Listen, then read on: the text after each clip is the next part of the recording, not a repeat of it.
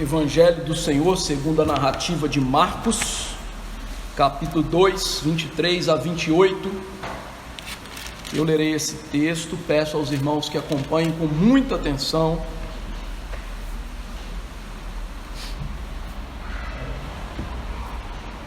Evangelho do Senhor segundo Marcos, capítulo 2, 23 a 28.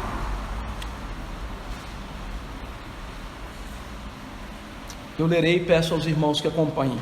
Ora, aconteceu atravessar Jesus em dia de sábado as searas, e os discípulos, ao passarem, colhiam espigas. Advertiram-no os fariseus: vê, por que fazem o que não é lícito aos sábados? Mas Jesus lhes respondeu: nunca lestes o que fez Davi, quando se viu em necessidade e teve fome, ele e os seus companheiros? Como entrou na casa de Deus no tempo do sumo sacerdote Abiatar, e comeu os pães da proposição, os quais não é lícito comer, senão aos sacerdotes, e deu também aos que estavam com ele? E acrescentou: o sábado foi estabelecido por causa do homem, e não o homem por causa do sábado, de sorte que o Filho do Homem é Senhor também do sábado. Vamos orar. Nosso Deus e Pai, Senhor dos altos céus, nós te bendizemos por esse dia maravilhoso que o Senhor nos deu. Bendizemos pelo dia do Senhor que aponta para o descanso em Cristo e para o descanso eterno. Bendizemos por essa chuva abençoadora que cai, prova da tua providência, cuidado para com a terra e para com os teus servos. E agradecemos sobretudo por Jesus, nosso Salvador, e esse momento em que vamos ouvir a palavra de Cristo na boca de São Marcos, este evangelista salvo por nosso Senhor para ser um homem piedoso e que nos legou parte das Sagradas Escrituras, parte da história do nosso Mestre, ó Pai. Pedimos que quando nós somos pecadores, o Senhor não somente perdoe, mas também abra o nosso coração para a palavra do Senhor. O nosso coração é tão tortuoso que muitas vezes, ao ouvir as Escrituras, nós ouvimos, ó Deus, como se fosse numa outra língua, sem entender. Quando lemos a palavra, lemos tão dispersamente que nós não entendemos o que o texto quer dizer. Por isso que teu Espírito Santo, o preceptor interno nos nossos corações, venha abrir os nossos olhos espirituais para entendermos e vermos a luz da tua salvação nas Sagradas Letras. Paulo disse que o Evangelho é o poder do Senhor. A palavra, em outro lugar, nos mostra que é pela pregação que somos salvos e edificados. No entanto, ó Deus, a mesma palavra do Senhor em Isaías nos mostra que a palavra também traz juízo, se não a recebermos no coração com toda avidez e desejo, deleite santo. Por isso, que o nosso coração agora seja transformado pelo teu Espírito, aberto pelo teu Espírito, para entendermos as Sagradas Letras e produzirmos frutos para a nossa salvação, e que tudo isso redunde em glória, em honra, em louvor para o nosso Mestre, o nosso Salvador, Jesus Cristo. É no nome dele que oramos. Amém. Queridos irmãos, este sermão e o próximo vão girar em torno do sábado, o dia do Senhor, o dia de descanso que Deus deu ao homem. No entanto, tanto este sermão quanto o próximo, nesses dois textos que vamos aqui esquadrinhar, a temática principal deles não é o dia de descanso. O dia de descanso aqui é, digamos, o pano de fundo para a temática principal. Devemos lembrar que Marcos está preocupado em mostrar-nos quem de fato é Jesus. Temos visto durante todo esse capítulo 2 que Marcos tem mostrado a identidade de Jesus como Deus, como Salvador, como aquele que vem suprir a necessidade humana de salvação. No entanto, esses dois textos, na interpretação histórica reformada, nos oferecem as duas únicas exceções na palavra de Deus para a quebra do dia do Senhor. As duas únicas exceções são as obras de necessidade e de misericórdia. Esse pensamento reformado veio direto do nosso Senhor Jesus Cristo nesses dois textos. Nós vamos ver que esses textos não subtraem a necessidade da guarda do dia do Senhor no Novo Testamento, como as pessoas hoje têm dito que é um legalismo cristão observarmos as regras de cumprimento do dia do Senhor. Jesus jamais subtraiu a guarda do dia do qual Ele é Senhor, aponta para Ele mesmo e Ele deu para o nosso benefício. Jesus então, nesses dois textos, está mostrando a sua identidade, mas está combatendo o que nós chamamos de legalismo, ou seja, regras humanas que não estão na Bíblia e que, ao invés de nos direcionarem à maneira correta de guardar o dia do Senhor, aprisionam o homem e fazem com que esse dia seja um fardo e não uma bênção para a alma do ser humano criado à imagem e semelhança de Deus. Marcos então está aqui continuando na mesma linha de raciocínio, usando o dia do Senhor como um pressuposto para lançar luz em quem é Jesus Cristo, o nosso Salvador. Para nós chegarmos a essa ideia, o capítulo 2, nós vimos que começou com a narrativa de Jesus curando um paralítico e afirmando que ele era o Filho do Homem, e ele então tinha autoridade para perdoar pecados. Marcos então ali já nos apresenta a grande temática do capítulo 2, que é a identidade de Jesus como Deus, o Deus que perdoa pecados. Logo em seguida nós vimos que Jesus comia com pecadores, prostitutas, publicanos, para levar a eles a salvação. Então o nosso Senhor Jesus Cristo, Ele não somente perdoava pecados, mas Ele perdoava pecados e purificava aquelas pessoas que para a cultura judaica pareciam que não tinham e jamais teriam acesso à salvação. Logo em seguida, Marcos nos mostra que Jesus era o noivo da igreja e que os judeus estavam tentando sufocar a verdadeira religião pelas suas regras.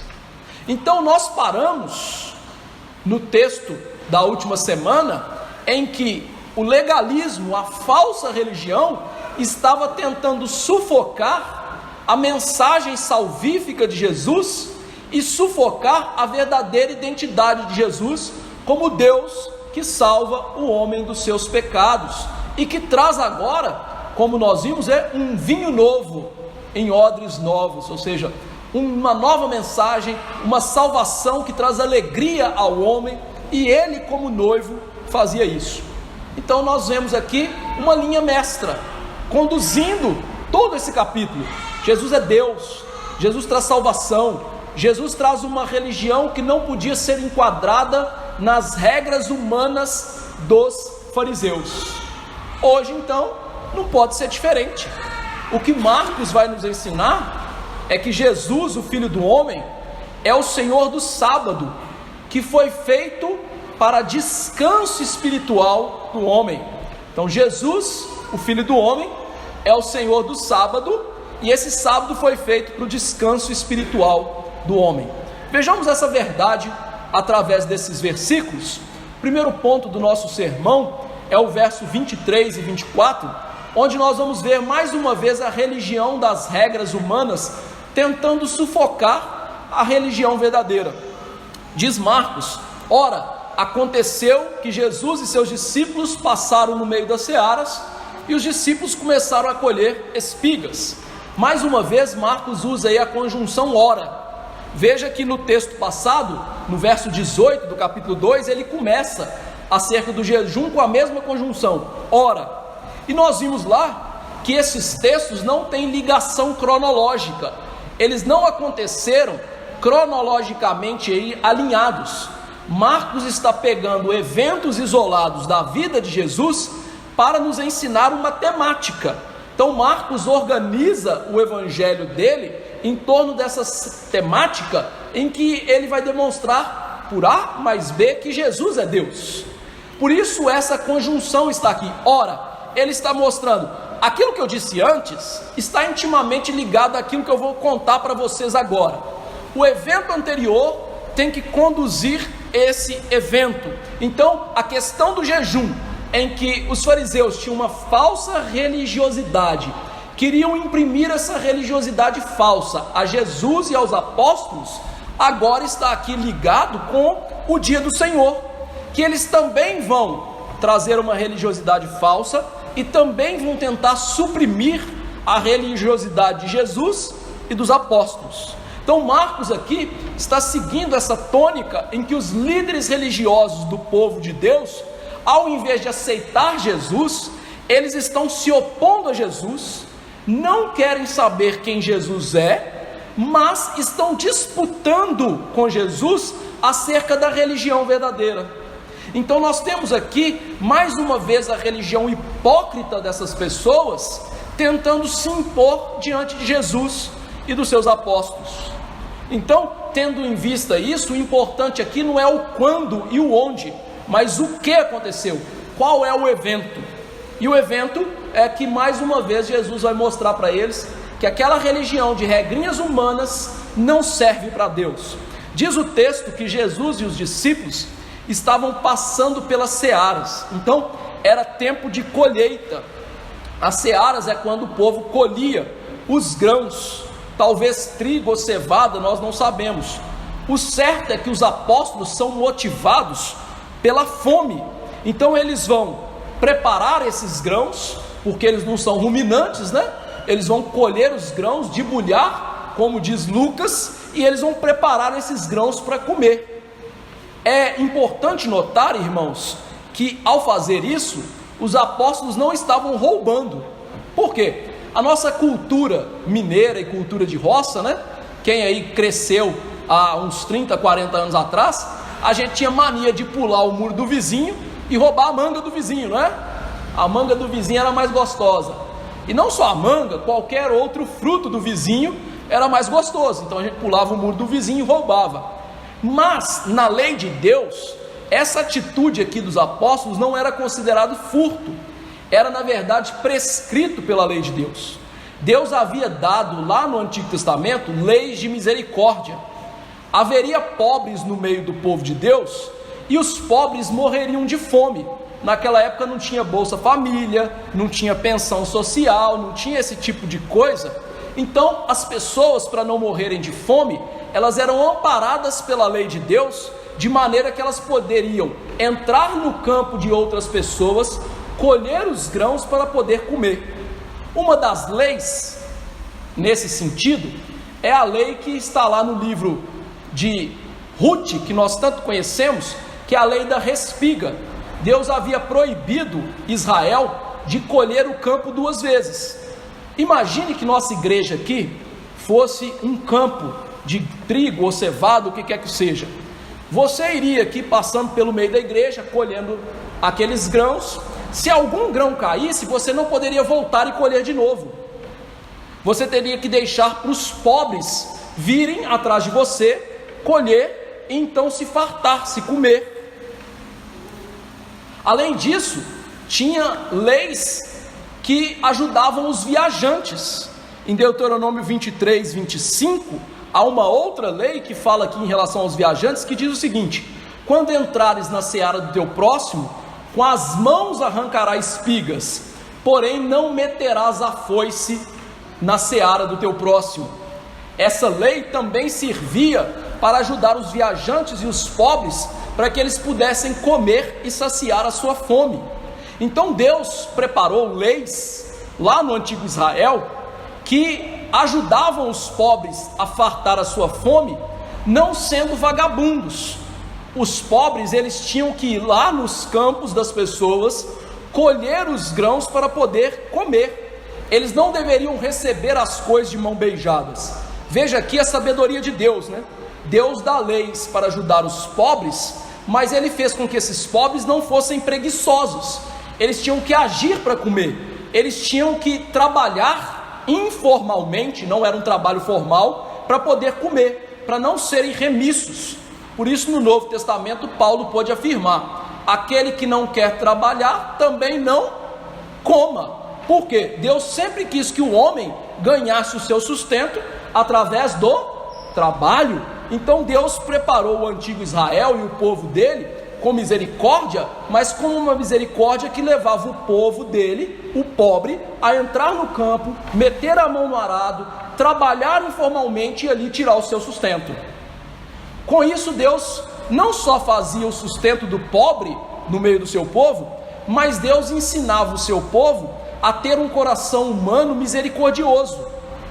Deus aqui estava trabalhando na cobiça daquelas pessoas. Por quê? Você deixar de colher parte do seu campo faz com que você ganhe menos dinheiro, mas isso envolve então dar misericórdia ao próximo. Então misericórdia significa perda para nós, mas ganho para o outro. Essa era a vontade de Deus, um povo misericordioso, um povo que não fosse mesquinho, um povo em que permitisse os pobres se fartar dos seus bens. E veja, irmãos, Deus então é infinitamente sábio ao fazer isso, porque ao mesmo tempo que Ele trabalha o coração das pessoas para não serem apegados ao recurso financeiro, aos grãos, ao dinheiro, Ele também estava trabalhando o coração dos pobres para que aprendessem a lançar mão de um trabalho informal e ganhar o seu recurso. E veja que eu estou salientando, trabalho informal, ou seja, aquilo não era um trabalho de verdade. Eles não trabalhavam na colheita de verdade, mas podiam saciar a sua fome. Então esse é o contexto aqui. Os discípulos estão ali lançando mão das espigas, entre aspas, trabalhando pelo seu sustento, de acordo com a lei de Deus. Mas tem um grande problema. Qual é o grande problema? Diz o verso 23, que era sábado. E qual é o grande problema de ser sábado? O sábado não era um dia de trabalho. Eles não deveriam trabalhar no sábado. Deus havia dado essa lei para o antigo Israel. Só que veja uma coisa, os apóstolos não, como eu disse antes, não estão trabalhando. Mas não importa, os fariseus achavam que eles estavam trabalhando. O verso 24 então mostra, diante dessa lei de misericórdia, diante dos apóstolos estarem suprindo a sua necessidade, eles olham para tudo aquilo e olham para Jesus e falam assim: vê, eles estão fazendo o que é proibido. O texto nos mostra, meus irmãos, que os fariseus estavam olhando, eles estavam observando Jesus e os discípulos. Não é algo fortuito, eles estavam literalmente na espreita, esperando Jesus e os apóstolos escorregarem em alguma questão religiosa para poder pegá-los. Os fariseus aqui, os escribas, os saduceus, os líderes religiosos, eles estavam constantemente olhando Jesus, observando Jesus, para poderem acusar Jesus e matar Jesus. Nós vamos ver isso no próximo texto. Ou seja, eles não estão ali olhando com um olhar imparcial, querendo aprender. Eles estavam ali como juízes do povo de Deus e juízes de Jesus e dos seus apóstolos. E é interessante que esses homens, eles olhavam as coisas então para julgar as pessoas. E é impressionante como o ser humano é, e principalmente o ser humano que se diz crente, porque há muitos dentro das igrejas que são como os fariseus. Eles ficam observando as pessoas para apanhá-las em algum erro, para podê-las pegar de sopetão e lhes julgar. Isso é algo dos fariseus. Paulo disse para tratarmos o pecado, de alguém que foi surpreendido em alguma falta, com amor, com espírito de brandura, com o desejo de curá-los. Os fariseus não são assim. E veja que o parâmetro deles é uma falsa religiosidade. Então, o julgamento falso, o julgamento hipócrita, o julgamento desnecessário, ele está intimamente ligado com a falsa religiosidade. E ele é, na maioria das vezes, injusto, e ele segue regras humanas. Nós temos aqui, irmãos, um exemplo completo de julgamento hipócrita, um julgamento que nós fazemos para com os outros, mas não fazemos para conosco. É interessante que há um ditado escandinavo que diz que quando nós julgamos o outro por nós mesmos, nós seremos injustos, no sentido de que, se a norma que você usa para julgar uma pessoa é você mesmo, você vai ser injusto, porque você nunca usa aquela norma para te julgar, sempre para julgar o outro. O julgamento hipócrita é aquele que nós olhamos para as pessoas para criticá-las, para questioná-las, mas nós nunca olhamos para nós mesmos. Jesus ensinou acerca do julgamento hipócrita em Mateus 7, quando ele diz: não julgueis para que não sejais julgados, pois com o critério com que julgardes, sereis julgados, com a medida com que tiverdes medido, vos medirão também. Por que vês tu o argueiro no olho do teu irmão? Ou seja, argueiro é cisco, um grãozinho no olho do teu irmão, porém não reparas na trave que está no teu próprio? Trave é um pedaço de madeira gigante. Ou como dirás a teu irmão: deixe-me tirar o cisquinho, o argueiro do teu olho, quando tens a trave no teu? Hipócrita, tira primeiro a trave, o pedaço de madeira gigantesco do seu olho, então verás claramente para tirar o argueiro, o cisquinho no olho do teu irmão. É interessante que as pessoas usam esse texto para não haver julgamento na igreja. Jesus não está ensinando isso. Jesus está ensinando aqui o julgamento hipócrita, em que nós julgamos as pessoas, os erros das pessoas, mas nunca olhamos para o nosso erro, para o nosso pecado. Nós somos duros com as pessoas, mas não somos duros conosco, que nós olhamos para as pessoas condenando por um pecado que nós mesmos cometemos. Olha, meus irmãos, olhar para alguém e julgar com um critério mais ferrenho do que nós nos julgamos é farisaísmo, é a pior forma de julgamento. E Jesus aqui está sendo julgado assim com seus apóstolos. Os fariseus estão medindo Jesus através das suas leis e não da lei de Deus, leis que eles inventaram e leis que eles não queriam cumprir. Jesus certa vez disse para eles que eles atavam fardos pesados nas pessoas e nem com o dedinho mindinho eles tentavam carregar. Eu vou dar um exemplo para você entender o que Jesus está falando. Sabe aquele galão de água de 20 quilos? Imagine que você coloque 10 galões daquele numa pessoa, então dá 200 quilos, teoricamente, um pouquinho mais por causa da embalagem, então dá 200 quilos, você põe em cima de uma pessoa e fala assim: levanta, carrega, e aí a pessoa fala: não dou conta, aí você tenta carregar com um mindinho. Ora, é lógico que você sabe que não vai carregar, você está sendo hipócrita. É isso que Jesus está falando, no sentido de que, olha, se você julgar as pessoas assim, se você impor as suas regras em relação às pessoas e não querer vivê-las, você é um hipócrita. E é justamente isso que a liderança judaica era, hipócrita, não queria viver as próprias leis que inventavam. E por isso, quando eles chegam para Jesus e diz: vê, essa palavra aqui que eles usam é uma palavra taxativa, em que eles estão questionando Jesus. O verbo que eles usam e a maneira como ele é conjugado aqui no grego indica uma repreensão. É como se eles estivessem dizendo assim para Jesus: Jesus, você está cego? Você não está vendo o que os discípulos estão fazendo, não? É verdade, você não está vendo? Como o senhor é cego?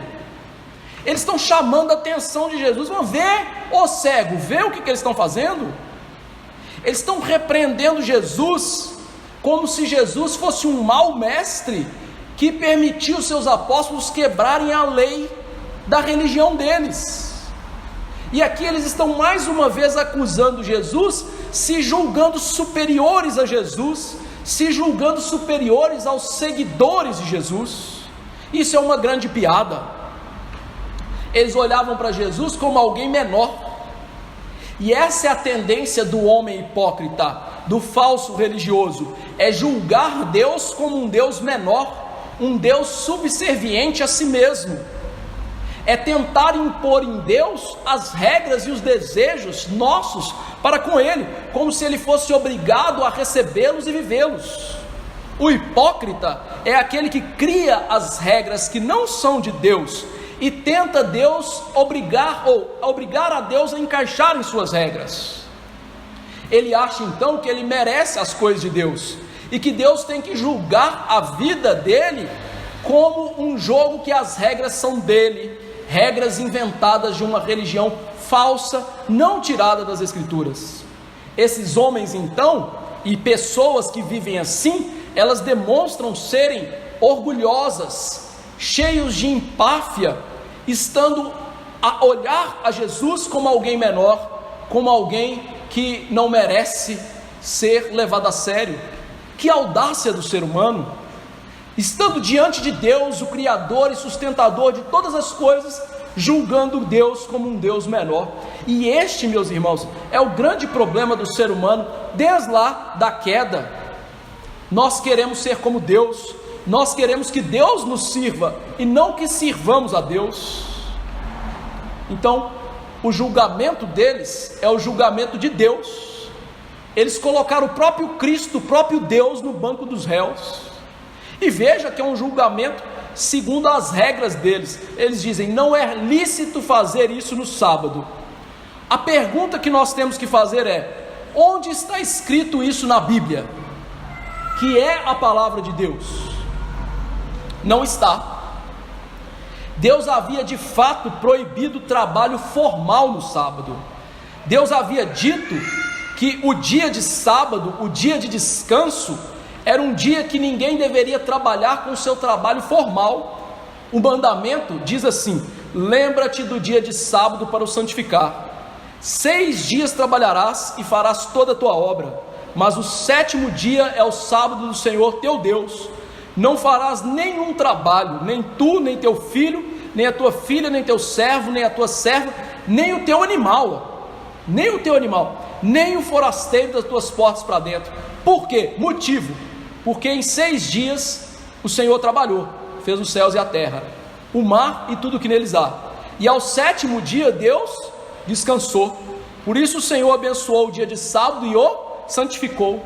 Deus ensinou para eles que o trabalho formal não deveria ser feito. Por quê? Porque Ele, Deus, como o Criador e o sustentador da criação, mesmo não precisando descansar, porque Deus não se cansa, Deus não se fatiga, Ele descansou, e Ele fez isso como um ensinamento para os seus filhos, um ensinamento para o homem criado à imagem e semelhança dele, ou seja, da maneira como eu descanso, vocês descansam também, da maneira como eu faço, vocês assim devem fazer. Então a verdadeira religião não era impor regras sobre Deus, era seguir o exemplo de Deus. E veja que aqui Deus proíbe o trabalho de tal maneira que nem os servos e nem os animais podiam trabalhar. Essa era a normativa. Você tem o seu trabalho, não vai trabalhar nesse dia. E meus irmãos, era algo tão sério para Deus isso, que uma pessoa que trabalhasse nesse dia tinha que ser morta. Diz lá Êxodo 31:15, 6 dias trabalharás, porém o 7º dia é o sábado do repouso solene, santo ao Senhor, solene e santo ao Senhor. Qualquer que no dia do sábado fizer alguma obra, morrerá. Se trabalhou nesse dia, o que acontece? Morre. Então Deus havia dado as normas de como viver o dia de descanso. E a pergunta é, por que Deus deu essas normas? Por que Deus é quem deu essa norma? Simples. Primeiro, porque Ele é o Criador, e Ele é que tem direito de dar as normas. Segundo lugar, porque nós somos pecadores. O nosso coração quer sempre violar as normas de Deus. Em terceiro lugar, a gente acha que servir a Deus do nosso jeito tá bom, e não do jeito de Deus. Ou seja, o jeito de Deus não é o certo é o meu jeito, nos julgando mais uma vez como a regra, como Deus. Então Deus dá para eles um dia de descanso e dá todas as normativas desse dia de descanso, em que violar essas normativas trazia o prejuízo da morte. Então você diz assim: pastor, então os fariseus estão certos? Não mesmo. Porque Jesus e os seus seguidores não estão violando a lei de Deus, eles não estão trabalhando num trabalho formal. Se Jesus tivesse violado a lei de Deus, irmãos, há um grande problema. Por quê? Porque Jesus precisa cumprir a lei de Deus para a nossa salvação. Ele disse isso em Mateus 5,17: não pensais vós que eu vim revogar a lei, antes eu vim para cumpri-la. Jesus veio cumprir a lei de Deus para nos salvar.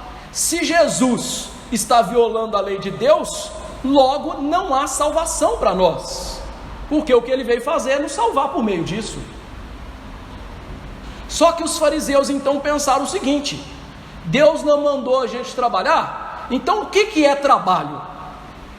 Diante da pergunta do que é trabalho, eles inventaram 39 regras e 6 categorias que não estão na Bíblia e que pontuavam cada parte da vida humana e definiam o que é trabalho.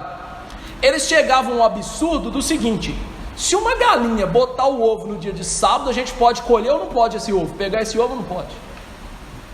Quantos passos eu posso dar no dia de sábado que não é trabalho? Até 1000 passos. Aonde está isso na Bíblia? Não tinha.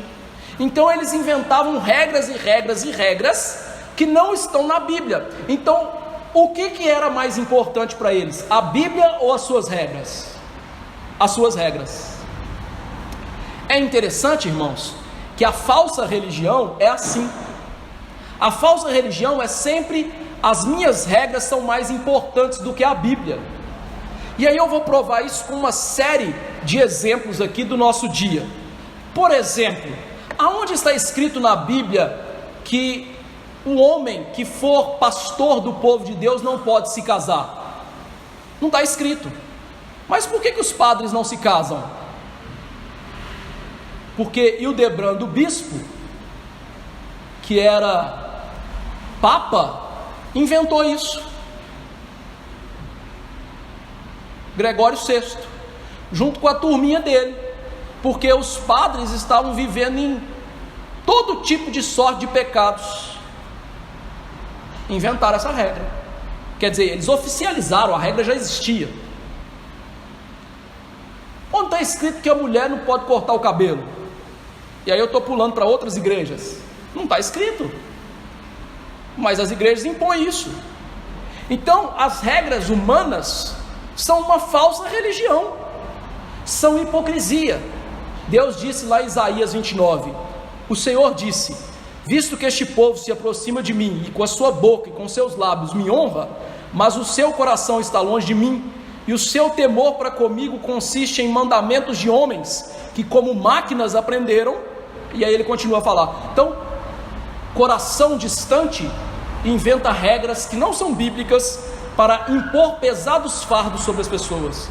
Então esses 2 versículos nos mostram que a religião dos fariseus, que estava julgando Jesus, era uma falsa religião, uma religião de regras humanas. E o que Jesus diz diante disso? Verso 25 a 28, o Senhor do sábado é quem sabe o que é certo. Jesus então apela para a Bíblia. Verso 25, nunca lestes o que fez Davi? Quando se viu em necessidade, teve fome, ele e os seus companheiros?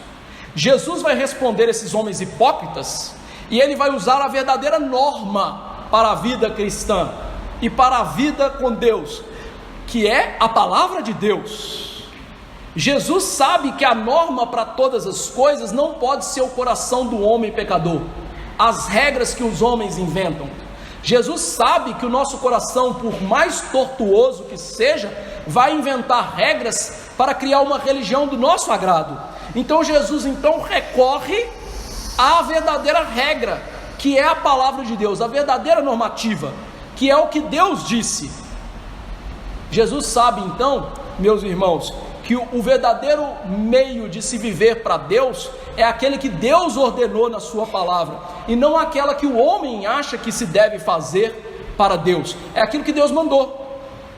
O coração dos fariseus estava enganando cada um deles com as suas regras, e aí Jesus se volta para a palavra mostrando que a única regra de fé e de prática do crente é a palavra de Deus, corretamente interpretada e aplicada às nossas vidas. Jesus aqui então traz esse lindo princípio que nós chamamos na reforma de somente as Escrituras, ou seja, a Escritura é a única normativa da nossa vida. E aí veja que Jesus dá uma resposta irônica: vocês nunca leram? Meus irmãos, eles eram mestres da lei, é óbvio que eles leram esta versão da história de Davi, e não só uma vez, muito provavelmente a maioria daqueles homens ali deveria saber aquela história de cor, porque os judeus decoravam capítulos e mais capítulos da Bíblia, então eles sabiam de cor e salteado, como diz o ditado, aquela história. O problema é que eles não leram, eles haviam olhado para as Escrituras com a sua ótica farisaica de encontrar nas Escrituras apoio à religião deles. Então eles nunca haviam lido o verdadeiro significado da Bíblia. Por isso um pastor disse que se a Bíblia não é lida corretamente, ela é a mãe das heresias. Eu vou dar um exemplo simples para você entender, chega até a ser cômico, né? Mas um pastor desses aí, famosinho de internet, que gosta de roubar as pessoas, né? Infelizmente tem maus pastores. Ele diz que a gente não deveria dar o dízimo na igreja, a gente deveria dar o trízimo, ou seja, 30%. Por quê? Porque Deus é Pai, Filho e Espírito Santo. Ora, de fato Deus é Pai, Filho e Espírito Santo, mas a Bíblia mostra que Deus, ainda que subsista em 3 pessoas, é um único Deus. Mas viu que ele usou a Bíblia para apoiar a safadeza dele de querer roubar as pessoas? A Bíblia, se não é lida direito, ela não é proveitosa no sentido de ajudar-nos a viver de acordo correto, de acordo com aquilo que é certo. A Bíblia tem que ser lida corretamente e interpretada corretamente, e não ser usada com a nossa ótica para justificar aquilo que a gente acha ser certo. Quantas igrejas justificam suas práticas falsas pela Bíblia? Eles estão seguindo a ótica farisaica e demoníaca de interpretar a Bíblia. Jesus está mostrando literalmente que as pessoas que leram e não entenderam direito, nunca leram. E é interessante, esse é o problema da educação dos nossos dias, né? Nós estamos criando verdadeiros ignorantes e analfabetos. Quantas pessoas, se você der um texto na mão deles, fala assim, lê, eles leem todas as palavras, eles conseguem juntar todas as palavras, e aí você pergunta, o que está escrito aí? Fala, não sei. Ora, meu irmão, se você leu e não entendeu, você não sabe ler. Isso é mais do que claro. Saber ler é interpretar. Por quê? Qualquer criança sabe juntar as palavrinhas ali. Outro dia a Flávia falou, meu filho sabe ler, pastor, ele sabe juntar as palavrinhas. Mas ler é mais do que isso. Ler é saber o que está escrito ali. E esse é o problema da educação dos nossos dias, que leva os crentes então a serem tão ignorantes, que eles leem a Bíblia e falam assim, eu não entendo nada. Não é só o problema às vezes de não ter o Espírito Santo, porque quem tem o Espírito Santo não vai ler de verdade, mas é um problema de ignorância intelectual, de não saber interpretar um texto. Aqui, os fariseus é o MEC dos nossos dias, lia e não sabia o que estava lendo. E o que eles tinham lido lá e não tinham entendido? A história de Davi conta, né, que Davi já era rei de Israel, não de fato, porque Saul ainda estava no trono, e ele era o rei de direito, porque tinha sido ungido rei por Samuel. Está lá em Samuel a história dele. E aí o sogro dele, que é o rei de fato, fica sabendo que as pessoas estão cantando para Davi, né? Que Davi é melhor do que ele. E ele então, como o rei deposto, Saul, fala assim: eu vou matar esse homem, sogro dele. E aí Davi faz o quê? Foge da casa de Mical e vai para longe. E é interessante que o contexto é muito parecido com o nosso texto, porque o rei verdadeiro, que é Davi, está sendo perseguido pelo líder falso de Israel, que queria matar ele. Olha, o contexto é o mesmo de Jesus com seus seguidores. O verdadeiro rei é Jesus. E o que os falsos líderes estão querendo fazer? Matá-lo, igualzinho, percebeu? Então, Saul deseja matar Davi de tal maneira que Davi tem que fugir para Nob. Nob era onde estava a Arca da Aliança e o sumo sacerdote. Ao chegar lá, Davi pede o sacerdote comida, Aimeleque, pai de Abiatar, e fala que ele e os seus homens estão ali numa missão e eles precisam de comer, porque senão eles vão morrer de fome. O sacerdote fez o quê? Tomou os pães sagrados que eram usados para o culto e deu para Davi. Isso era algo inusitado, por quê? O sacerdote quebrou a lei cerimonial de Deus. Deus havia dado a lei dos pães da proposição, que não poderiam ser dados a ninguém mais, a não ser aos sacerdotes. Esses pães, eles ficavam dentro do templo, quase perto do Santo dos Santos, a parte mais interior do templo, onde ficava a Arca da Aliança. E eles eram postos sobre essa mesa 12 pães, simbolizando as 12 tribos de Israel, simbolizando a comunhão do povo de Deus com o próprio Deus, e a gratidão do povo de Deus, em sentido de que, Senhor, nós estamos em débito contigo. Todo sábado aqueles pães eram trocados e dados aos sacerdotes para comer. No sábado, Davi chega lá, 1 Samuel 21, 1-6, é a história que eu estou contando. E aí o sacerdote faz o quê? Olha, está aqui os pães, pode comer.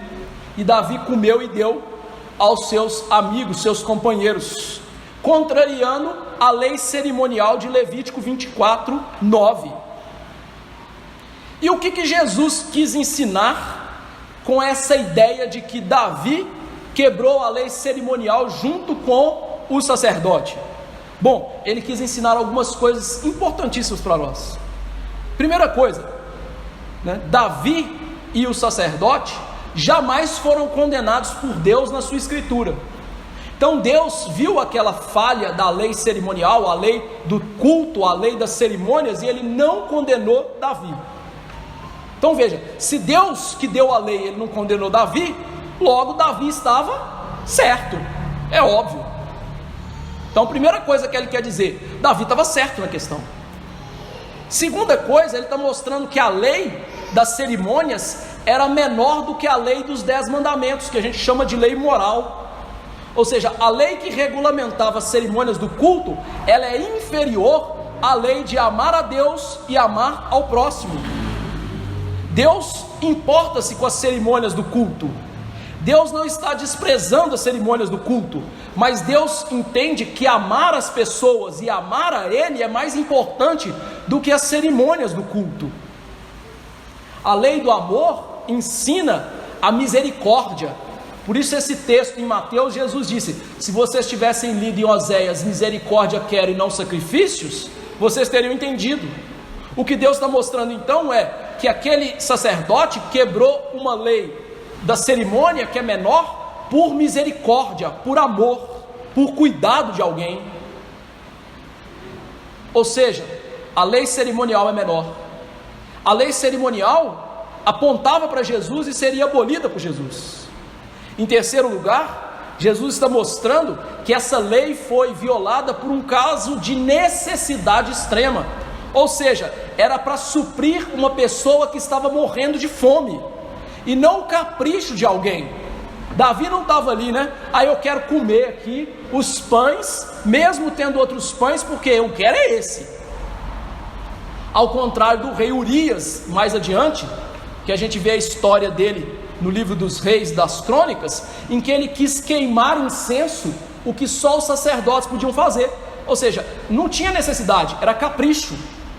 Então Davi não estava quebrando a lei junto com o sacerdote por ser caprichoso em relação à religião, ele estava fazendo aquilo que ele ia morrer de fome. Então aqui Jesus nos dá uma exceção à quebra dessa lei, que é uma exceção até para a quebra da lei do sábado. Ele está com fome, ele vai morrer de fome? Não, dá comida para ele. Então a exceção à regra que Jesus está mostrando é, em caso de necessidade das pessoas, a lei cerimonial podia ser quebrada, e até a lei moral podia ser quebrada nesse caso. É a única exceção aqui, a segunda nós vamos ver semana que vem. Eu vou dar um exemplo para você entender, isso é um pouco complexo. Imagine nós estamos aqui cultuando a Deus, certo? Hoje é dia do Senhor, hoje é dia da gente cultuar a Deus, hoje a gente tem que seguir as regras de Deus para esse dia. Só que aí a gente sai ali fora depois do culto, né? E aí o pastor cai ali estribuchando. Aí você olha para o pastor e fala assim: vai morrer, hoje é dia do Senhor, não posso te ajudar não. Eu sei, talvez você queira fazer isso, viu? Mas, tirando a brincadeira aqui, não faça isso. Não faça isso. Por quê? Porque isso é hipocrisia. Isso é uma necessidade. Salvar alguém, amar alguém, ser misericordioso com alguém. Na verdade, seguir essa norma de tal maneira que a gente deixa uma pessoa morrer é ridículo, é tosco, não vale a pena, é algo que contraria o princípio da lei, que é amar. Levar essa pessoa no médico, que está ali estribuchando ali fora, né? É amar ao próximo e amar a Deus, é ser misericordioso. É isso que Jesus estava ensinando. Em quarto lugar, e está implícito no nosso texto, mas está explícito, né, em Lucas e Mateus, implícito no nosso texto e explícito em Mateus e Lucas, é que Jesus está se comparando a Davi, mostrando que ele é maior do que Davi. Davi era uma das pessoas mais consideradas em Israel. Por quê? Porque ele foi aquele primeiro rei assim legítimo, poderoso nas batalhas, que livrou o povo, que dominou os territórios, que colocou o povo em paz através da guerra. Então Davi era uma pessoa que eles assim amavam, babavam diante da história, era alguém grandioso para eles. E aí Jesus está aqui implicitamente no nosso texto dizendo assim: eu sou maior do que Davi. O argumento dele ao usar a história de Davi é mostrar que Davi é um tipo de Jesus, é uma grande seta do Antigo Testamento que aponta para Jesus. E veja, eu comecei a comparar os contextos, mas Davi é rei, ungido, e Davi não está reinando visivelmente. Saul está matando ou perseguindo Davi para matá-lo, e não só Davi, mas os religiosos dos seus dias verdadeiros, e quer levar a verdadeira religião ao ocaso. Aqui nós temos Jesus, o verdadeiro rei, que a gente não está vendo ele reinando, e nós temos os fariseus querendo matar Jesus e levar ele e a sua religião para o ocaso. E aqui nós vemos então o que? Jesus é maior do que Davi. Nós temos o verdadeiro rei aqui, que está sendo perseguido com seus discípulos. A ideia dele então é mostrar o seguinte: qual é a ideia de Jesus ao citar essa história? Se Davi tinha o direito de ignorar as cerimônias de Deus, que Deus mandou quando ele tinha necessidade, eu, Jesus, filho ungido de Deus, maior do que Davi, eu tenho o direito de quebrar as cerimônias que vocês inventaram.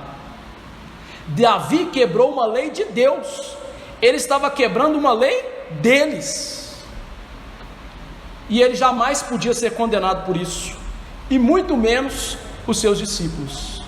E aí Jesus então dá a verdadeira interpretação. O sábado, verso 27, foi feito para o homem, e não o homem para o sábado. O segundo argumento de Jesus é a interpretação correta do sábado, o dia do Senhor. Jesus mostra a verdadeira interpretação da palavra. Agora ele está mostrando o que? Vocês leram e não entenderam, volta para a escola, agora eu vou ler e interpretar para vocês direito. E Jesus volta lá para a criação, ele mostra que o sábado é uma instituição de Deus lá na criação, muito antes da lei ser dada no Sinai, lei dos 10 mandamentos que nós lemos aqui, muito antes.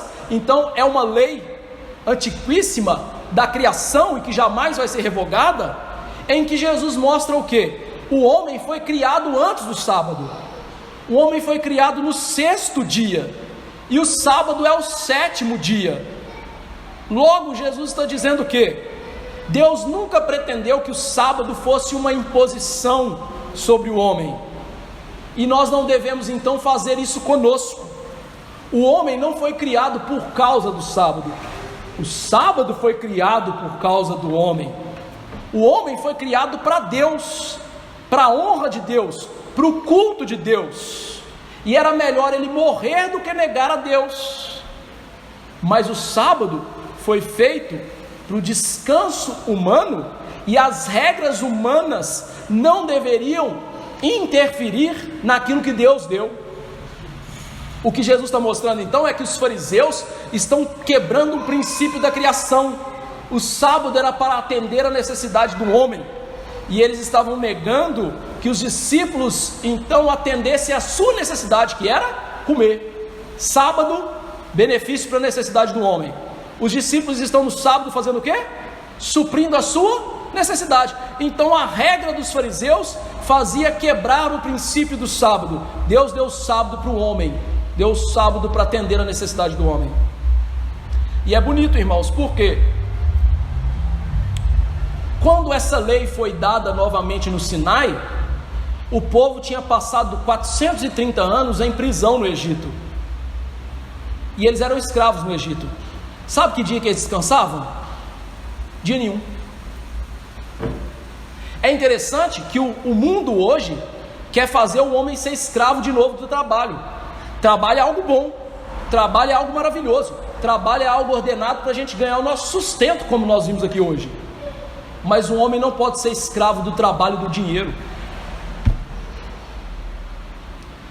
Ao parar de trabalhar e servir a Deus, ele está mostrando: quem é que dita a minha vida não é o trabalho, é Deus. Eu não sirvo ao dinheiro, eu sirvo a Deus. É isso que o sábado ensinava. Em segundo lugar, Deus designou que o sábado fosse um benefício para o homem, de tal maneira que o homem deveria ser transformado nesse dia, ser ali melhorado, entre aspas, ou seja, ele deveria descansar fisicamente, mas sobretudo espiritualmente em Deus. O Senhor teve preocupação com o nosso corpo, porque o nosso corpo afeta a nossa alma, e aí, ao nos dar um descanso para o corpo, ao não nos esgotar com as tarefas do mundo, Ele nos faria ter tempo para nos dedicar a Ele. O Senhor então nunca designou esse dia para que nós pudéssemos ser agrilhoados e presos, mas como nós pudéssemos mais detidamente e mais livremente cultuar a Deus, aprender de Deus, dedicar-nos a Deus. Por isso o sábado não pode ser interpretado a contradizer esse princípio. Ele era para a edificação e não para a destruição. Um pastor puritano do século 17 disse assim acerca do sábado: o sábado foi feito como um dia de descanso para poder se tornar um dia de trabalho santo, um dia de comunhão com Deus, um dia de louvor e ações de graças. E o descanso das tarefas do mundo é, portanto, necessário para que possamos nos dedicar intimamente a este trabalho, dedicando todo o tempo a ele, em público ou em particular. Mas há um tempo que nos é permitido para o que for necessário, para a adequação dos nossos corpos ao serviço da alma, que está a serviço de Deus, e a capacitação dos nossos corpos deve acompanhar o serviço da alma. O que ele quer dizer é: nós devemos suprir as necessidades físicas no sábado, no dia de descanso, para poder suprir as necessidades da alma. Esse é o verdadeiro sentido do descanso. Jesus então está mostrando que Deus nos deu o sábado, o descanso, como algo que aponta para o verdadeiro descanso, que é Deus.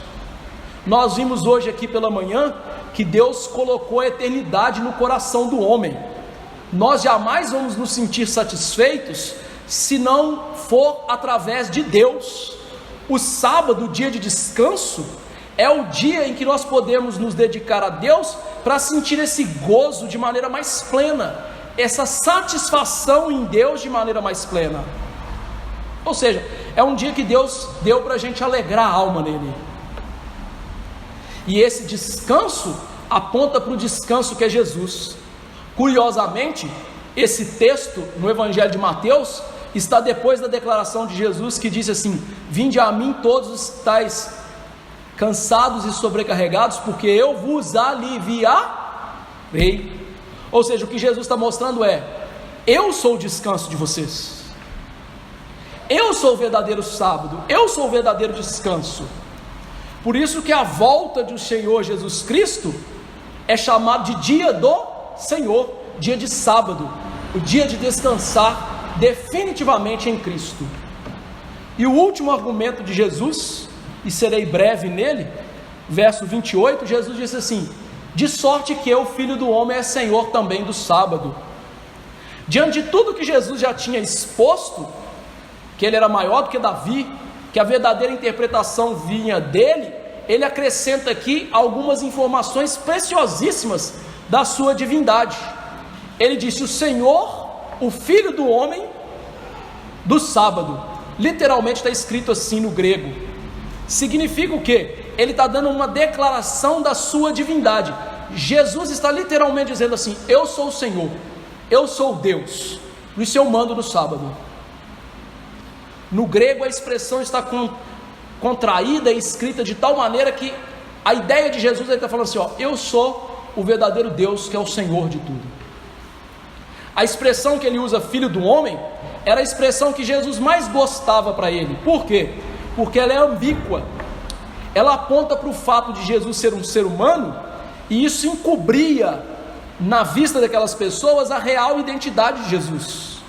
Deus usou lá no Antigo Testamento essa expressão para se referir ao profeta Ezequiel. Ele chamava Ezequiel de Filho do Homem. Jesus usa essa expressão não conforme Ezequiel, mas conforme a profecia de Daniel 7, 13 e 14, que diz assim: eu estava olhando nas minhas visões da noite, e eis que vinha com as nuvens do céu um como filho do homem, e dirigiu-se ao ancião de dias, e o fizeram chegar até ele. Foi-lhe dado domínio e glória e o reino, para que os povos, nações e homens de todas as línguas o servissem. O seu domínio é domínio eterno, que não passará, o seu reino jamais será destruído. Jesus está mostrando então o que? Senhor, que tem autoridade, Filho do Homem. Ele está literalmente dizendo assim: sabe aquela figura de Daniel? Eu sou essa figura. Eu sou aquele Deus que aparece lá e que tem autoridade completa sobre todas as coisas, porque sou Deus. E veja então que Jesus aplica para si a palavra Senhor. Essa palavra Senhor é a palavra usada para Deus no Antigo Testamento, na tradução grega. Então ele está literalmente usando a palavra que designava Deus para si mesmo, mostrando que aquele título aplicado a ele está dizendo literalmente: eu sou o Filho do Homem, que é Deus. O Deus no Antigo Testamento sou eu. O Deus que revela todas as coisas, a palavra sustenta todas as coisas, e é o Senhor sobre todas as coisas, sou eu. E para complementar, ele fala então o que? Eu sou o Senhor do sábado, que é uma mostra da divindade. Por quê? Quem criou o sábado? Deus. Se ele é o Senhor do sábado, ele criou o sábado, e logo ele é Deus. É um silogismo lógico. O sábado então, criado por Deus, torna Deus o Senhor daquilo que ele criou. Então ele reina naquilo que ele criou. Então Jesus está mostrando que se eu sou o Senhor do sábado, eu reino sobre o sábado, eu sou soberano sobre o sábado. E ao falar disso então, Jesus está mostrando que ele é o soberano sobre a criação, sobre a vida do homem, sobre a humanidade como um todo, e que o verdadeiro dia de descanso que foi dado por ele, é ele quem fala o que se deve fazer. não é o homem, não eram os discípulos dele, não é o pastor, não eram os fariseus, era ele que determinava o que deveria se fazer na sua Bíblia, na sua palavra. Seus discípulos então não estavam violando o sábado. Por quê? Porque ele, Jesus, não os acusou. E aí então ele está dizendo: é melhor vocês aprenderem a viver do jeito que eu quero. Agora, uma coisa interessante antes da gente entrar nas aplicações. Aonde nesse texto que Jesus está abolindo o dia de sábado para descanso? Em lugar nenhum. Em lugar nenhum.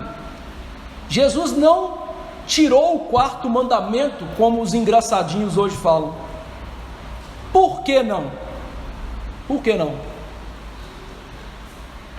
Porque a lei de Deus é a constituição de Deus, é o caráter de Deus dado ao seu povo como uma legislação para o seu povo. Então a lei de Deus é o próprio Deus, é a expressão do caráter de Deus. Vou dar um exemplo. Imagine o nosso país hoje, se a gente não tivesse mais Constituição. Seria um bando de índio, né? Seria uma nação. Apesar que hoje nós estamos parecendo bando de índio mesmo, mas tudo bem, isso não vem ao caso agora, não é?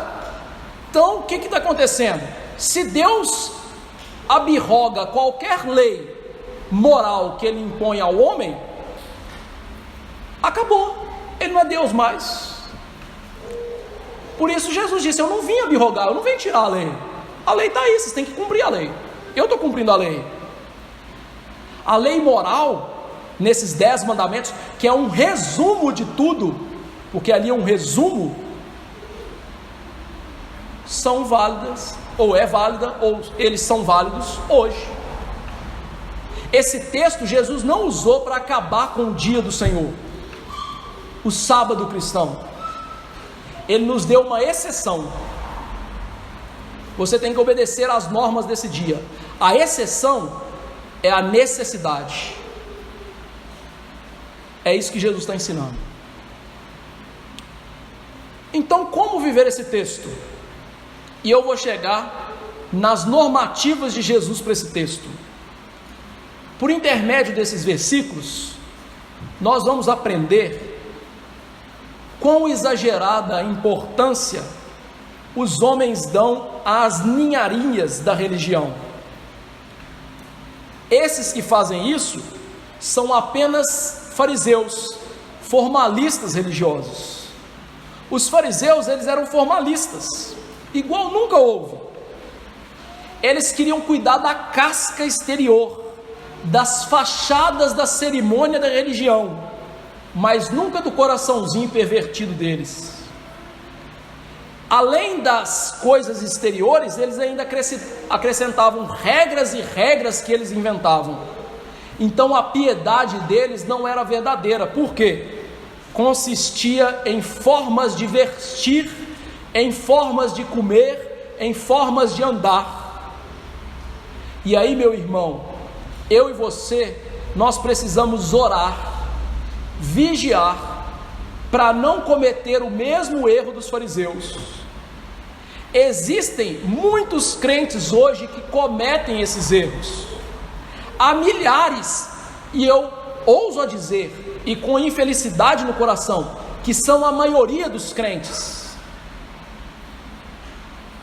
que estão preocupados com as cerimônias do que com a doutrina cristã, que fazem muito barulho, sabe, para guardar dia de santo, para fazer sinal da cruz, para se ajoelhar diante do nome de Jesus, para não cortar o cabelo, para não tomar um café, não fazer transfusão de sangue, e entre outras coisas, como mulher não pode usar calça comprida, do que estão preocupados em mudar de vida, arrepender dos seus pecados, entregar-se de todo o coração às regras de Jesus.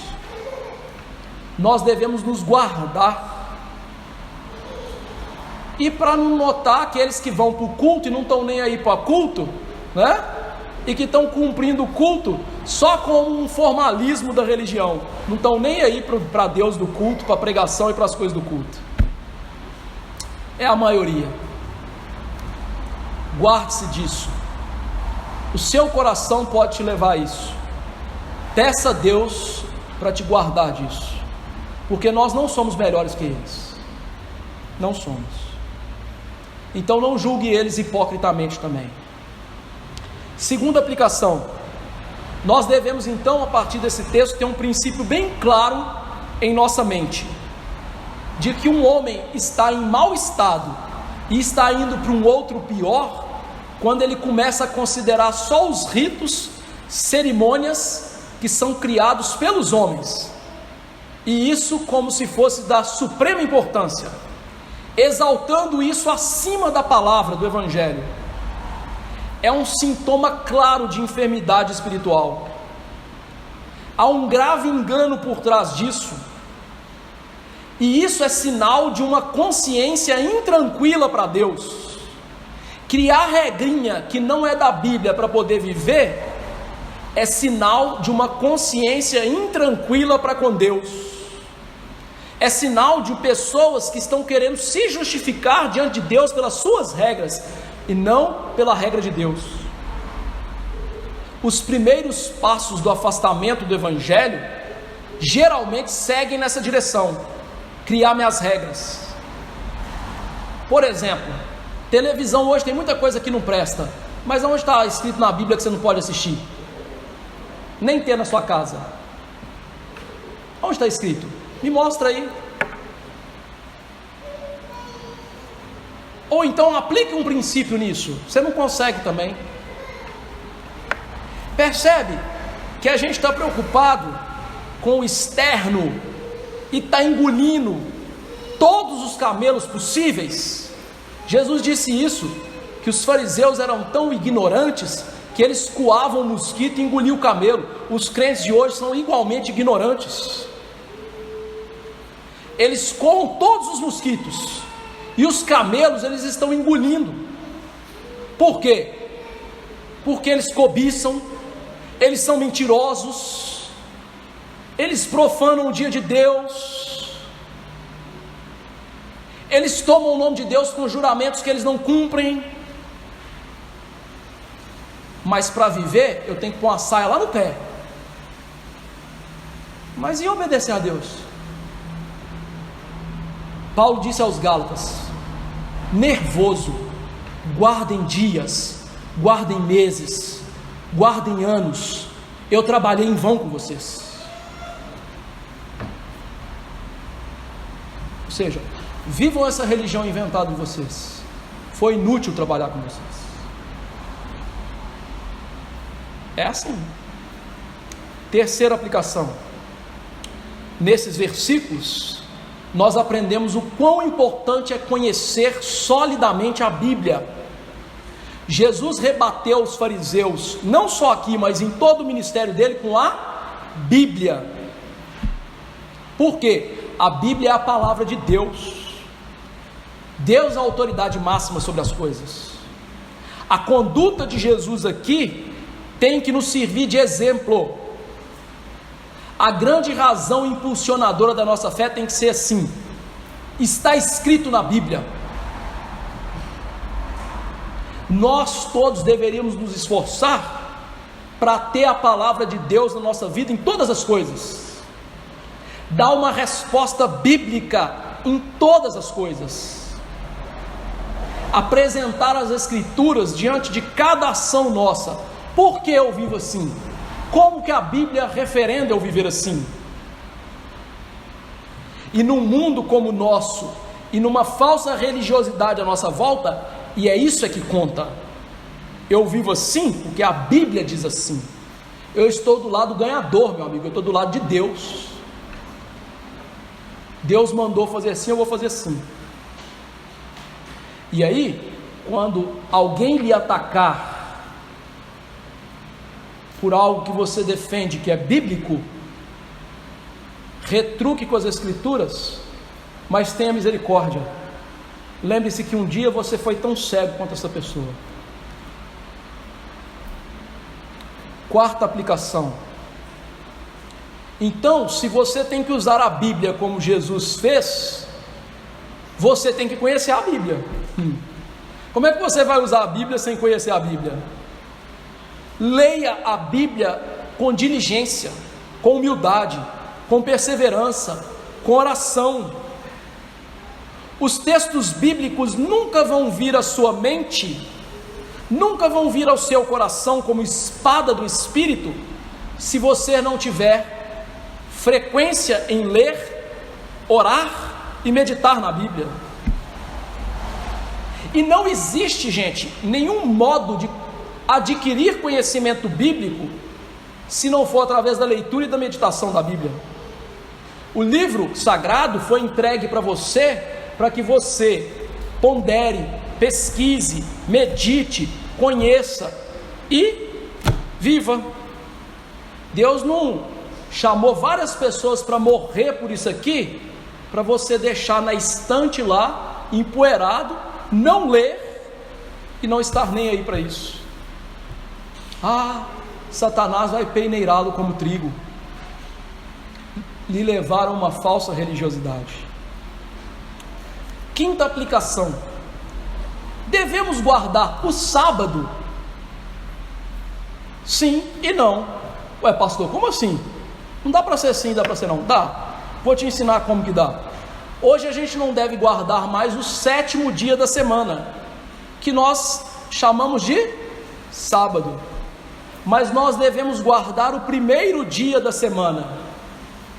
O nosso catecismo maior, na pergunta 116, diz assim: no 4º mandamento, exige-se que todos os homens, não é só os crentes, são todos, porque é o mandamento da criação, santifiquem ou guardem santos para Deus todos os tempos estabelecidos que Ele designou em sua palavra, expressamente um dia inteiro em cada 7, que era o 7º dia, desde o princípio do mundo. Até quando? Até a ressurreição de Jesus, e passou a ser o 1º dia da semana desde então, e há assim de continuar até o fim do mundo, que é o sábado cristão, que no Novo Testamento se chama Dia do Senhor. É interessante que muitos cristãos hoje engraçadinhos dizem que os crentes começaram a guardar o domingo por causa do Edito de Milão em 313 de Constantino. Mentira. No livro de Atos, no capítulo 20, Paulo mostra, ou Lucas mostra, que Paulo e os irmãos já estavam reunidos no dia do Senhor a fim de partir o pão. 1 Coríntios e 2 Coríntios, quando Paulo vai tratar das ofertas, ele fala que as ofertas deveriam ser recolhidas no 1º dia da semana, ou seja, no dia do culto. Então logo Jesus morreu, ressuscitou e foi assunto aos céus, os apóstolos começaram a guardar não mais o 7º dia, mas o 1º dia da semana, o domingo. E o que é pecado nesse dia? Você vai se assombrar. Isso aqui não é farisaísmo. Nós vamos ler o texto para vocês verem que isso realmente é pecado. Os pecados proibidos no 4º mandamento são toda a omissão dos deveres exigidos. Quais são os deveres? Guardar esse dia e adorar a Deus. Toda a realização descuidosa desses ofícios, negligente e sem proveito, ficar cansado das coisas espirituais, profanação, tratar esse dia como se fosse um dia qualquer, é igual segunda, é igual domingo, é igual terça, é igual quarta, é igual profanação, por ociosidade e por fazer o que é pecaminoso, e por todas as obras, palavras e pensamentos desnecessários acerca das nossas ocupações e recreios seculares. Passou, está cheirando farisaísmo. Não, agora nós vamos dar um passeio na Bíblia para você ver que essa é a lei. Nós vamos em primeiro lugar para Ezequiel 23 e 38. Abra sua Bíblia comigo. Ezequiel 23, 38. Considerar o dia de sábado profano. Ezequiel 23, 38. Ainda isto me fizeram: no mesmo dia contaminaram o meu santuário e profanaram os meus sábados. Ou seja, consideraram o sábado do Senhor como algo profano, comum, inútil. Capítulo 33 de Ezequiel, verso 31 e 32.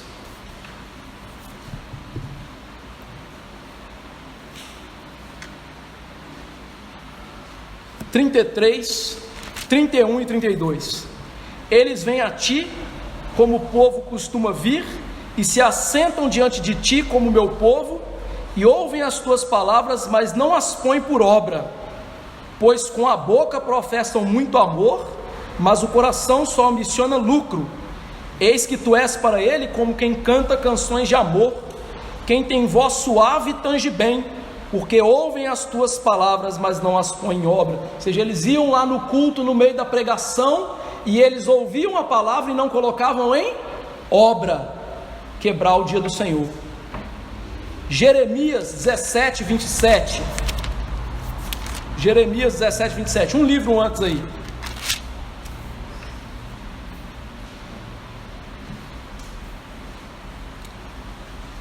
Mas se não me ouvirdes, e por isso não santificardes o dia de sábado, e carregardes alguma carga quando entrares pelas portas de Jerusalém no dia de sábado, então acenderei fogo nas suas portas, o qual consumirá os palácios de Jerusalém e não se apagará.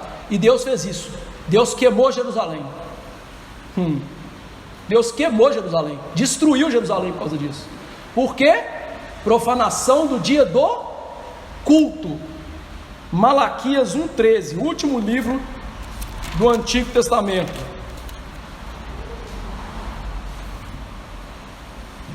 Olha o que eles falavam lá no dia de sábado, no dia do culto.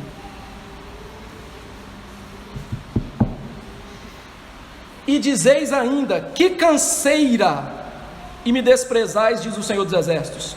Vós ofereceis o dilacerado e o coxo, o enfermo, assim fazeis oferta. Aceitaria isso eu da vossa mão?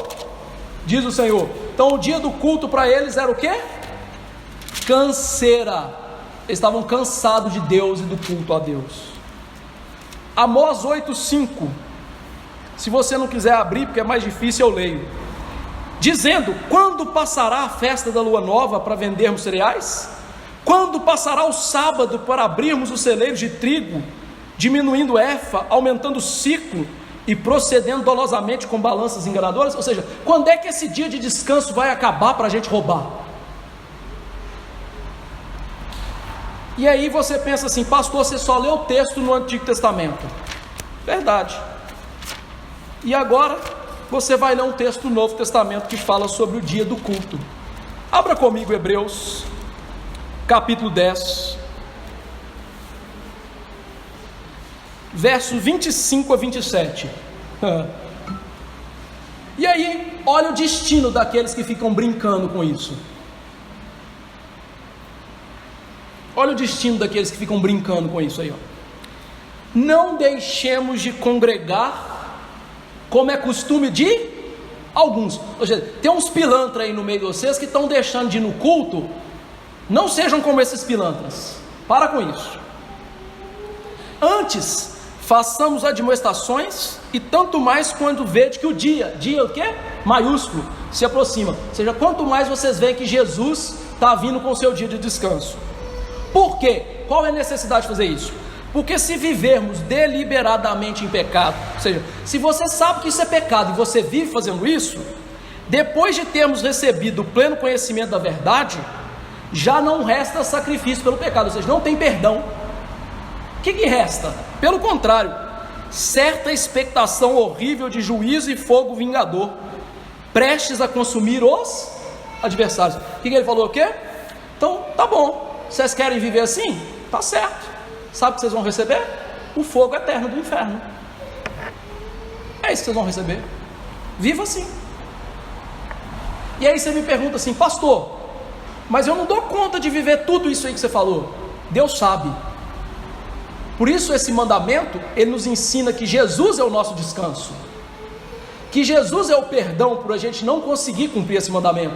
Por isso que o verdadeiro descanso do povo de Deus é Jesus. E a vida eterna com Jesus é um eterno dia do Senhor, sábado, um eterno descanso em Jesus. Mas, meu irmão, não é porque Jesus é o seu descanso, Jesus é a sua salvação, que você vai falar assim: eu não aguento e eu não vou viver. O autor de Hebreus acabou de falar: se você sabe que isso agora é pecado e você quer viver contra isso, você está indo para o inferno. Você não se engane. Lascou, né? Para esses crentes que ficam aí: não, domingo para nós é dia de ir para o boteco, é dia de fazer qualquer coisa. Não, é dia de cultuar a Deus, parar de trabalhar, parar de pensar nas suas coisas, parar de fazer coisas da sua recreação e dedicar para Deus. E se você sabe que é assim, ainda fica fazendo isso, está indo para o inferno. Não sou eu que estou inventando, é o autor de Hebreus que disse, e ele é inspirado. Meus irmãos, isso é muito sério, e eu fico muito preocupado com os crentes por isso, porque vocês são meus filhos. Você quer ver seu filho ser julgado num fogo e queimado na sua frente? Você acha que eu quero ver você sofrendo isso? Então não me dê esse desgosto, não. Por amor a Deus, tente viver esse dia. Você não vai conseguir, eu não consigo. As regras não são minhas, são de Deus. Mas se você amar esse dia, é porque Deus lhe ama, e Deus vai lhe dar cada vez mais prazer nesse dia, e o seu fim vai ser o dia eterno de descanso. A pergunta é: quem somos nós nesse texto?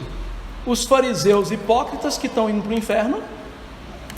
Ou como os discípulos de Jesus que descansam nele e um dia vão ter um descanso eterno nele? Quem somos nós? Vamos nos colocar de pé.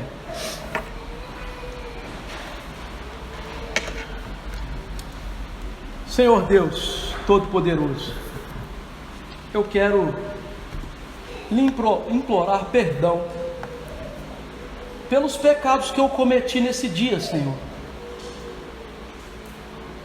Pensei e falei coisas que não deveriam ser feitas nesse dia, e eu sei que meus irmãos também o fizeram, e ainda outros que nem sequer vieram ao culto para bendizer o teu nome, quebrando ainda mais esse dia. E eu quero te implorar perdão. O que nós estamos vendo aqui, Deus, não é farisaísmo. Eu e meus irmãos jamais seremos salvos por tentar viver o sábado cristão, ou seja, o domingo, o dia do Senhor. Nós não somos salvos assim. Mas ter prazer nesse dia, ter prazer no culto, guardá-lo para ti, é mostra da nossa salvação. Ainda que a nossa salvação seja imperfeita no tempo presente, porque não se consumou. Mas já de antemão eu lhe peço, nos dê descanso em Jesus. O fato de nós profanarmos esse dia de tal maneira, Deus, é porque falta amor a Jesus. Nós estamos brincando de amar a Jesus. Isso é muito grave, porque Jesus não vai brincar conosco no juízo final. Se tiver de lançar-nos no fogo eterno, Ele fará, e Ele não terá piedade de hipocrisia nossa, de falsa religiosidade. Por isso eu quero te implorar perdão para mim e para os meus irmãos, e implorar que o Senhor mude essa condição na nossa igreja e nas demais igrejas. A igreja dos nossos dias é uma grande mostra de uma igreja falsa, hipócrita, moralista, formalista, sem vida espiritual, e que considera o Senhor nos chamar para o descanso e para dedicar um dia para o Senhor algo banal e idiota. Ora, como descansar o corpo e a alma pode ser algo banal e idiota? Mas a cegueira espiritual, Senhor, é tão grande nos nossos dias, que as pessoas não estão percebendo isso. E elas não estão percebendo que ao pegar esses mandamentos e julgar no lixo e não vivê-los, elas estão caminhando a passos largos para o inferno. Quisera eu que não fosse assim, mas é a tua palavra. O Senhor é que é rei, o Senhor é quem dá a ordem. Mas eu quero te implorar: eis aqui os filhos que o Senhor me deu, não permita que nenhum de nós se perca. Eu amo essa igreja com todo o meu coração, e amo esses irmãos com todo o meu coração. Daria a minha própria alma para o inferno para eles serem salvos, como Paulo queria fazer com os judeus. Mas, ó Deus, não nos deixe cair em condenação, não nos deixe enganar a nós mesmos. Se há algo que nós somos mestres, é isso, mas não permita não, nos livre disso. E eu sei de uma coisa: nossa igreja só vai ser próspera espiritualmente, e a nossa nação só vai ser próspera financeiramente, se nós guardarmos o dia do Senhor, se nós dedicarmos a vida para o Senhor. É interessante, as pessoas querem trabalhar, e todo o dinheiro que elas trabalharam, elas jogam fora, gastando no dia do Senhor e nem percebem. Que loucura é o pecado, Deus. Mas mais uma vez eu te imploro, por Jesus, o Senhor do sábado, tenha misericórdia de nós, e nos dê descanso aqui em Jesus, nos dê viver esse dia aqui, para que o vivamos em dia eterno. O que será daqueles, Senhor, que não querem viver o dia de descanso aqui, se o céu é o descanso com Cristo? Que nós façamos essa pergunta regularmente aos nossos corações. Eu te imploro, derrama avivamento sobre as nossas vidas, que, como vimos em Isaías, é viver o sábado, é chamá-lo de deleitoso, prazeroso dia do Senhor, e se fizermos, o Senhor nos abençoará. Eu tenho provado disso. Quantas bênçãos espirituais e até materiais, que eu nem as peço, o Senhor mas deu por viver esse dia e amar esse dia. Que os meus irmãos façam prova de Ti nisso, ainda que todos nós sejamos imperfeitos. Nos dê essa graça, eu te imploro em nome de Jesus, amém. Que a graça do Senhor Jesus Cristo, o amor de Deus, o nosso bendito Pai, e a consolação do Espírito estejam com os eleitos do Senhor hoje e para sempre, amém. Desde assentar, irmãos.